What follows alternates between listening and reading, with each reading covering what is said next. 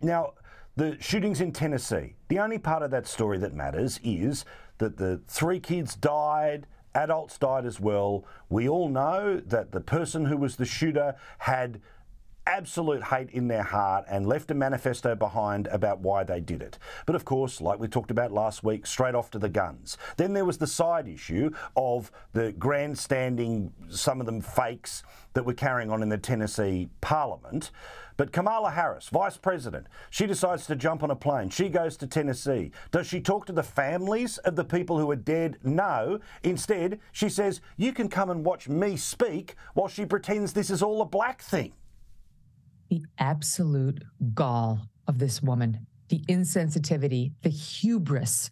She saw an opportunity on Friday morning to exploit this situation, including the deaths of 3 9-year-olds, and she used it. Finally, she could drive her poll numbers up with her base. She got on a plane last minute. She flew down to Tennessee. Did she ring the doorbells of the 6 grieving families? No. She went to give a speech at a historically black college and said, if you want to come to me, grieving families, you can.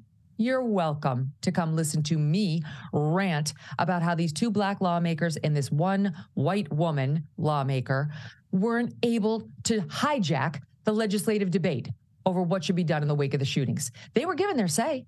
They were.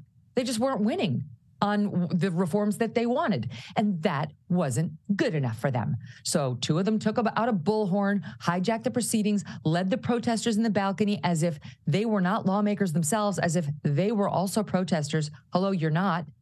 And disrupted the proceedings. And they got bounced out as lawmakers. They got expelled as lawmakers, which I have absolutely no problem with. The left is melted down.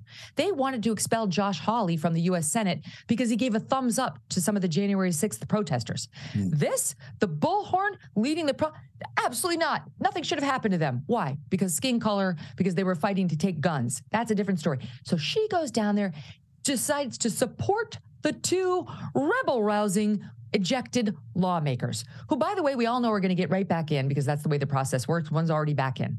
But she wouldn't miss her moment to exploit the shooting of children and blame it on the guns, to exploit the race angle because the 2 black lawmakers got ejected and the 1 white woman didn't. By the way, that's because she lost by 1 vote getting ejected, and because she argued her behavior was better than that of the 2 black men. She's the one who said, don't treat me like them. I was better than they were. And by 1 vote, she convinced people. Now she's out there saying it's about racism. So Kamala Harris says, yes, yes, yes, queen, and goes down there to exploit all of this with not a thought for the grieving victims.